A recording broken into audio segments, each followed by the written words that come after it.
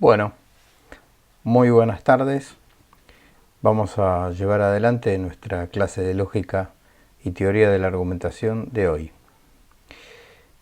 Ya nos vamos a meter de lleno en la primera parte del año, terminada ya la introducción, que fueron los videos anteriores, y el breve trabajo práctico que les envié y me han devuelto bastante satisfactoriamente.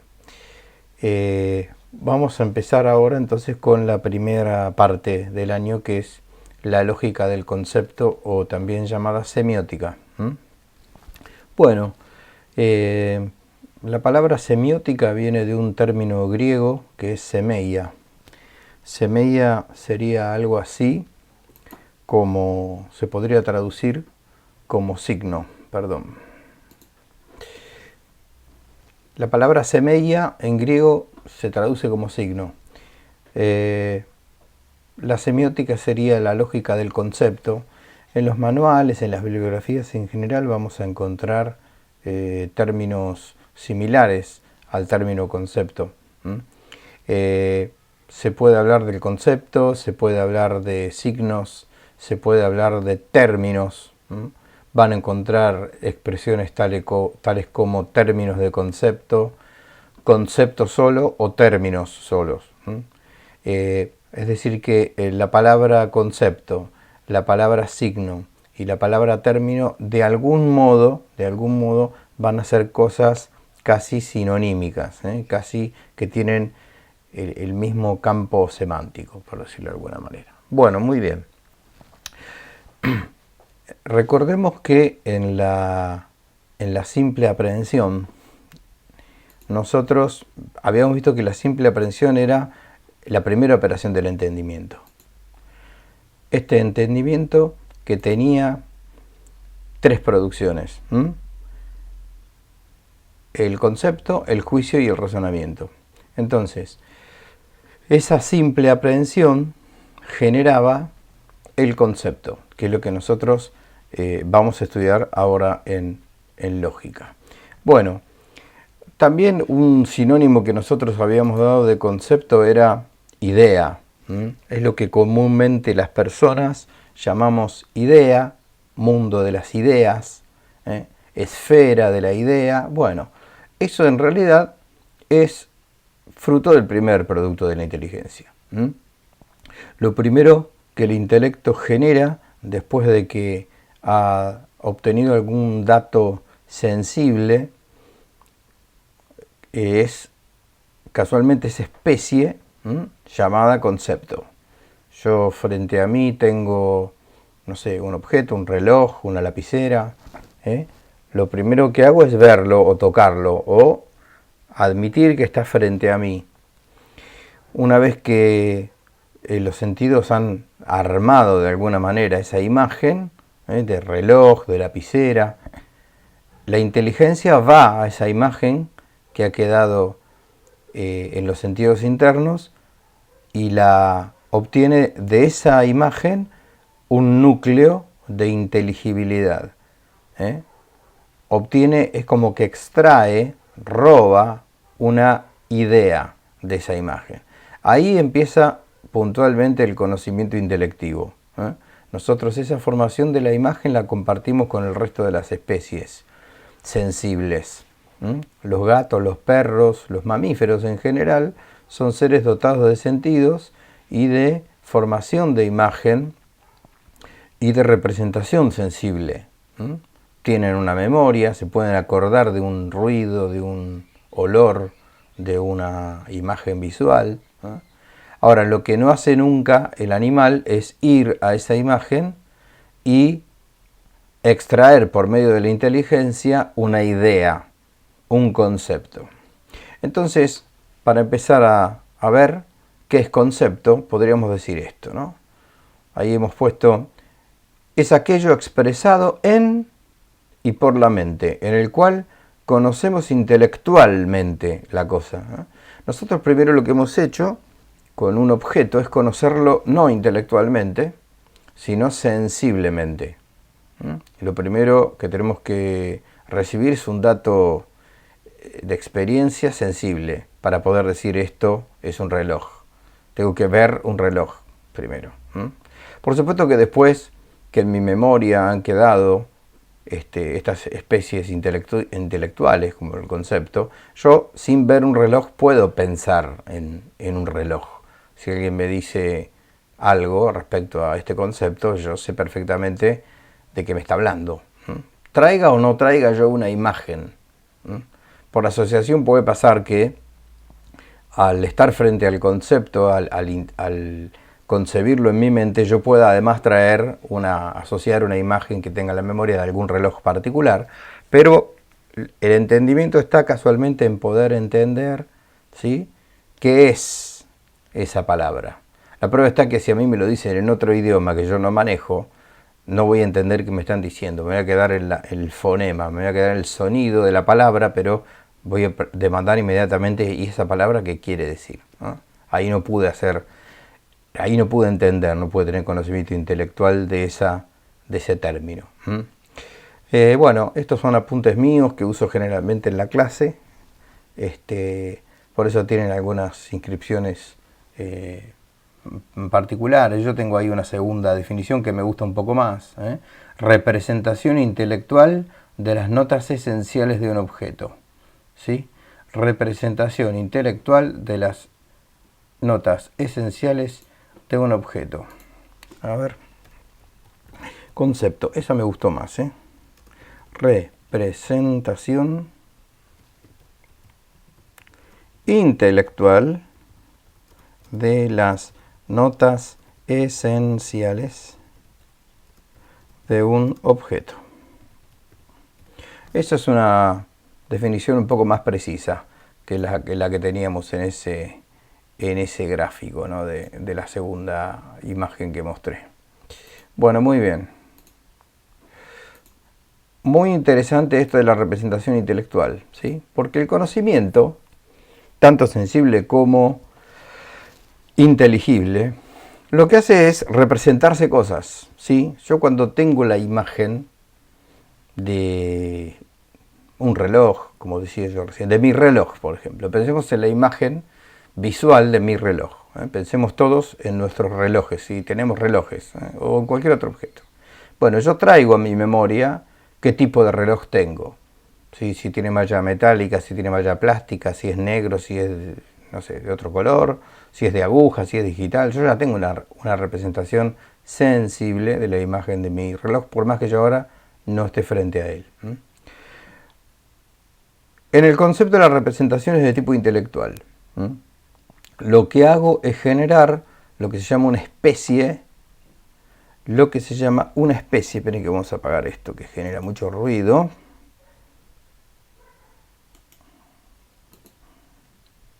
Ahí está. Una representación de una idea. Entonces, a mí me dicen la palabra reloj, lapicera, árbol, pájaro, hombre, y a mí se me representa la idea, la esencia de eso, por más que yo no vea ninguno. No hay que confundir concepto con imagen. Eso después lo van a tener que entender bien para comprender algunos errores históricos en la filosofía. Caso del empirismo. Confunde imagen con concepto. La imagen es un fruto del conocimiento sensible y el concepto es un fruto del conocimiento intelectivo. Yo puedo tranquilamente manejar conceptos sin asociar necesariamente ninguna imagen. Hay conceptos que por su grado de abstracción no nos remontan a ninguna imagen sensible. Porque yo digo reloj, es muy fácil que asociemos un reloj visualmente o táctilmente. Pero yo uso conceptos un poco más abstractos que el reloj. Arma, culpa, reproche, ¿sí? Virtud. Yo ahí necesariamente no necesito enlazar con ninguna imagen sensible para entender qué es la virtud, si sé lo que es la virtud, ¿no? O medianamente entiendo qué me quieren decir con virtud, de ahí que yo después con el estudio me puedo formar una definición teológica y filosóficamente más precisa de la virtud, perfecto. Pero yo sé que es una persona virtuosa y sin embargo no necesito ninguna imagen sensible que la enlace. Bueno, Volvamos a lo nuestro. Concepto, representación intelectual de las notas esenciales de un objeto. Muy bien, podría llegar entonces a sustituir esta definición. No se excluyen, se complementan. Bueno, bien, esos conceptos, esas ideas, tienen características. Son... A ver, me parece que tenía que poner otra. Otra imagen. Bueno, no, vamos con esto. Nosotros del concepto en semiótica vamos a estudiar dos dimensiones. La comprensión de un concepto y la extensión de un concepto. Básicamente vamos a pensar en eso.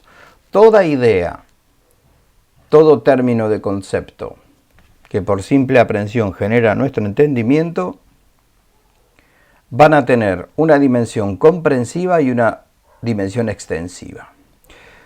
La comprensión de un concepto está dada por el conjunto de notas necesarias o constitutivo esencial.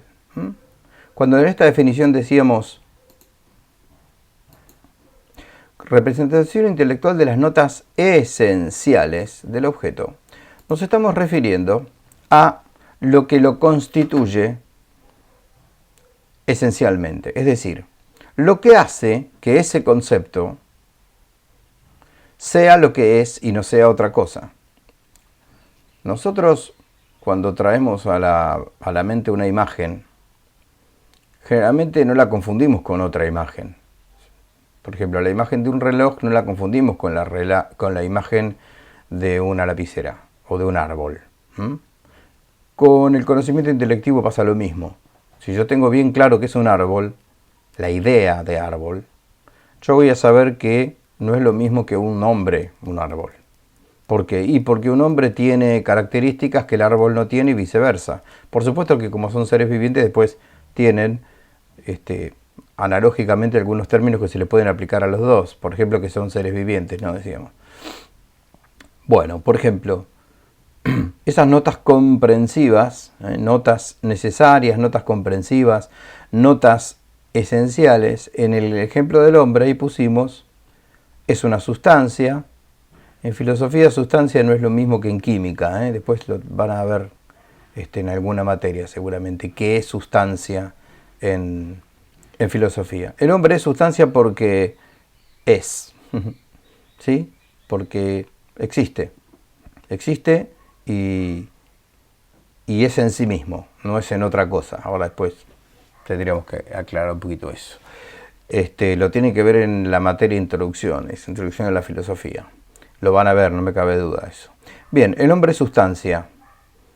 Es una sustancia viviente, no es una sustancia inerte como la piedra. Es una sustancia viviente, además, animal. Porque, bueno, por las características y las funciones vitales que desarrolla, tiene características que lo hacen pertenecer a un reino, que es el reino animal. No está en el reino de los hongos, ni de los protistas, ni de los vegetales. ¿Sí? Es un viviente animal. Y es un animal, dentro de los animales, es un animal racional. Sustancia, viviente, animal y racional son a su vez ideas que conforman el conjunto de notas esenciales de un objeto llamado hombre. El concepto hombre a mí me implica, lleva implícitas estas nociones. Si yo desconociera esto, sustancia, que es viviente, que es animal y que es racional, yo no puedo entender que es un hombre. Esto nos pasa muchas veces cuando leemos o escuchamos a alguien hablar de una palabra que no sabemos qué quiere decir. Es decir, no sabemos a qué notas comprensivas esenciales, comprensión, esencia, nos lleva. ¿Sí? Si yo en una clase de música a un alumno le digo, ¿usted sabe lo que es un diapasón? Y me dice, no sé lo que es un diapasón. Escucha el concepto, pero no lo entiende. Escucha la palabra, pero no sabe qué significado tiene. ¿Por qué? Porque no lo remite a ningún conjunto de notas esenciales. Por lo tanto, desconoce ese concepto. Lo puede escuchar, lo puede escribir, pero va a ir al diccionario y va a ver qué es un diapasón. El diccionario sería un gran libro sobre explicitación de notas esenciales de conceptos. Yo busco el concepto por orden alfabético, 2 puntos, y me da notas que lo constituyen esencialmente. Ustedes acá tienen que distinguir, en toda la filosofía que van a estudiar en este primer año, tienen que tener muy claro qué es algo esencial y qué no es algo esencial. Vuelvo a repetir, hay que hacer una distinción entre lo que es esencial y lo que no es esencial. Por ejemplo, si yo digo que un hombre es argentino, eso no es una nota esencial de hombre, porque se puede ser hombre y no ser argentino. La mayoría de los hombres no lo son, de hecho. Puede ser europeo, italiano, francés. Puede ser americano, colombiano, venezolano, argentino. Pero el ser argentino, la nota argentino respecto a hombre, es una nota no esencial, sino accidental. No hace a la esencia de hombre. Lo que hace a la esencia de un concepto es aquello que a ese concepto no le puede faltar. También se puede entender así, manualísticamente lo van a encontrar así. Si cualquier ser humano no fuera un ser viviente, ya no es un hombre. Una persona fallecida no es un hombre, es el resto de un hombre, es el cuerpo de un hombre, lo que ha quedado de él. Si no fuera animal tampoco sería hombre. Nosotros somos mamíferos, vertebrados, somos animales, pertenecemos a ese reino. Si no fuéramos racionales, tampoco seremos hombres. Muy bien. Yo podría pensar en las notas comprensivas de un árbol y tendría que decir qué es sustancia, qué es un ser viviente, qué es un vegetal, que fabrica su propio alimento, autótrofo sería. Son notas esenciales a un árbol. Si al árbol le faltara cualquiera de esas notas que dije, dejaría de ser un árbol, estaríamos ante otro concepto. ¿Por qué? Porque si no es vegetal, no es árbol. Me confundí, me pareció que era un árbol y era otra cosa. ¿Sí? Hay seres vivientes acuáticos que no son vegetales y parecen vegetales. Se me viene alguna especie de coral ahora. Hay insectos, el bicho palo, que parece, por una cuestión de adaptación, se ha adaptado de tal manera que se camufla y parece una ramita, pero no es un ser vegetal. Esencialmente es otra cosa, por más que parezca una rama o un palito que camina. Los palitos no caminan, y si camina es un animal. ¿Sí? Bueno, para seguir un poco más con el ejemplo, notas que no fueran comprensivas ni esenciales del árbol sería, no sé, ser verde. Hay árboles que no son verdes. Generalmente son verdes, pero hay algunos que no son verdes para nada. Hay especies que no tienen esa pigmentación. Podríamos decir el hecho de tener hojas perennes, como tienen las coníferas, que ahora en otoño no se secan ni se caen, que tienen verde todo el año. Bueno, eso es una característica no esencial del árbol, porque no necesita tener hoja perenne para ser árbol, por más que la mayoría de las especies lo tengan. ¿Me explico? Bueno, entonces por un lado todo concepto tiene una comprensión. ¿Y qué es lo que hace esa comprensión? El conjunto de notas necesarias o constitutivo esencial para que ese concepto sea lo que es y no sea otra cosa. ¿Sí? Bien, en segundo momento tenemos la extensión. La extensión. Hablando de extensión, nota al pie, vamos a empezar ahora, a partir de este momento del año, a hacer videos un poquito más cortos, pero más videos. Por ahí les lleguen 2 o 3 videos. Yo voy a tratar de hacer videos de 20 minutos para que ustedes después, cuando quieran volver a escucharlo, a retomarlo, para tomar algún apunte, lo puedan tener más ordenado. Creo que este primer video lo voy a terminar cuando termine de explicar esto de la extensión de los conceptos. Los conceptos, entonces, volvemos, tienen comprensión y tienen extensión. Ahora, ¿qué es la extensión de un concepto?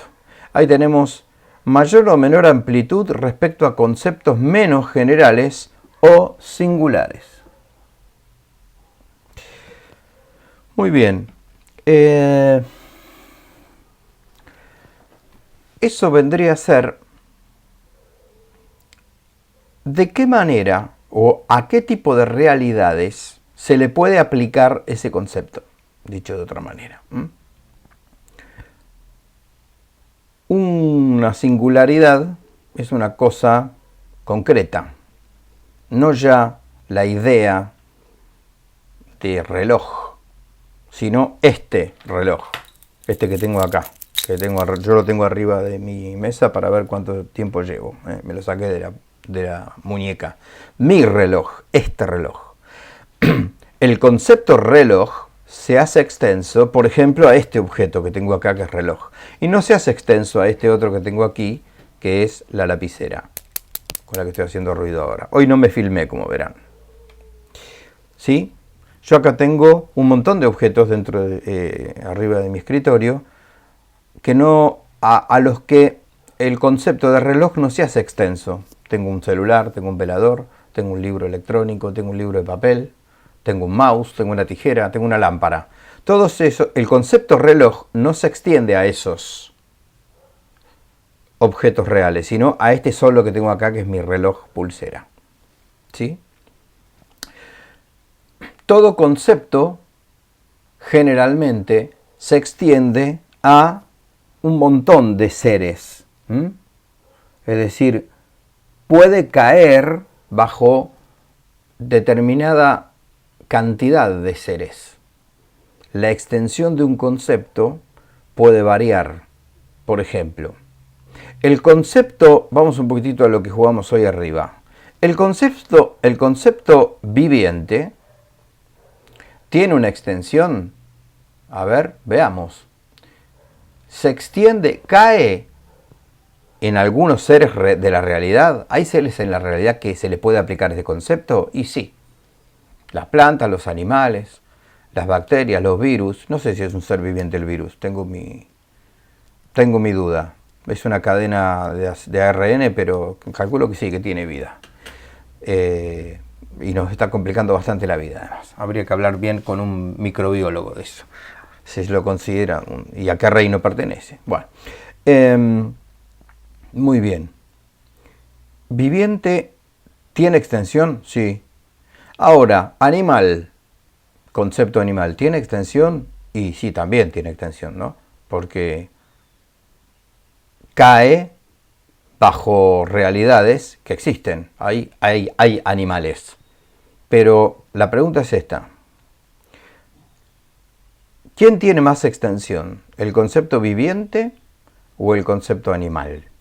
Vamos de vuelta. ¿Qué es más extenso?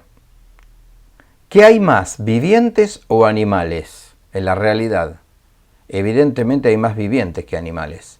¿Por qué? Y bueno, porque animal sería un subgrupo de los vivientes. Dentro de la extensión del concepto viviente, tengo a los animales, a los vegetales, a los hongos. O sea que animal tiene menos extensión que viviente. Pero tienen extensión los dos, uno mayor que el otro. A su vez, racional también tiene extensión. Existen seres racionales, ¿no? Los seres humanos. Ahora, tienen menor extensión que los animales, porque hay más animales que seres racionales. Nosotros somos animales, así que ahí ya, junto con los perros, los gatos, los monos, los pájaros, somos animales, pero racionales somos solamente nosotros. Aquí habría un orden decreciente de extensión. Después tenemos que jugar un poquitito con esto en el próximo video. Esto me viene acá arriba para que pudiéramos entender bien este término. Ejemplo de extensión. Siempre con el hombre estamos, ¿eh? Se refiere a hombres pasados, presentes y futuros. A Juan, a Pedro, etc. Se hace extenso a eso. a todos los hombres que han existido, existen y existirán. Cuando yo hablo del hombre, cuando hablo del ser humano, no estoy excluyendo a ninguno. Estoy incluyendo a todos los existentes y los que podrían existir cuando digo ser humano, cuando digo hombre. Además está decir que cuando hablamos acá de hombre no estamos haciendo acepción de nada ni de nadie, nos estamos refiriendo al género humano, ¿eh? Así que las mujeres están perfectamente incluidas. Digo porque hoy parece tonto, pero hay veces hay personas que hay que hacerle esta aclaración. No estamos hablando del hombre varón, sexuado masculinamente, no. Estamos hablando de hombre, esto acostúmbrense porque en filosofía es así, ¿eh? En filosofía, en el común pensar y hablar del 95% de la humanidad, cuando decimos hombre nos referimos al ser humano, ¿sí? Bueno, cuando decimos Dios creó al hombre, cuando decimos el libro de Darwin, El origen del hombre, no deja fuera a las mujeres de ninguna manera, ¿no? Bueno, muy bien. Las notas comprensivas de conceptos son el conjunto de notas esenciales. Lo extensivo de un concepto es a qué parte de la realidad se le aplico ese concepto. Puede pasar, por ejemplo, que yo tenga conceptos sin extensión. Atención, la mayoría de los conceptos tienen extensión. Pero hay conceptos que, por cuestiones históricas y temporales, han dejado de tener extensión. Se me viene a la mente, pensemos en alguna especie animal o vegetal, bueno, animal, que está extinguida. Que no quede un solo espécimen, un solo individuo, un solo singular. Los dinosaurios, creo que es el que primero se nos viene. ¿Existe el concepto dinosaurio? Sí, sí, se usa. Hay libros de dinosaurios, películas de dinosaurios, fósiles de dinosaurios. Hay ríos de tinta escritos sobre los dinosaurios, ¿no? ¿Tienen notas comprensivas? Sí. Sí, fue un viviente, reptil, vegetariano la mayoría. Sí, tiene notas comprensivas. Todos comprendemos qué es el concepto de dinosaurio. ¿Se hace extensivo a algún ser de la realidad? No, señor, a ninguno. No queda ni uno solo. Lo que quedan son restos fósiles. Algunos reales y algunos construidos. Nosotros, por ejemplo, vamos a nuestro Museo de Ciencias Naturales de La Plata y vamos a ver que hay algunos esqueletos que tienen unas partes y otras han sido reconstruidas en yeso o en cemento, porque están perdidas, pero se encontró una parte. Y si en base a eso, a todo un estudio, se reconstruye cómo podría haber sido probablemente el resto de todo ese esqueleto. Pero no es un dinosaurio lo que tenemos ahí, es el resto de un dinosaurio, ¿no? Bueno, ahí tienen un ejemplo, ¿sí? También pasa con sigo pensando en conceptos que tengan comprensión y no tengan extensión. Pasa con los seres imaginarios. Eso en filosofía se llama entes ideales. A ver. Entes ideales o de razón.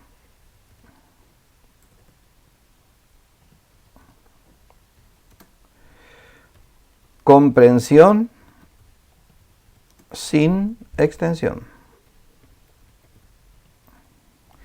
Pensemos en algún ser imaginario.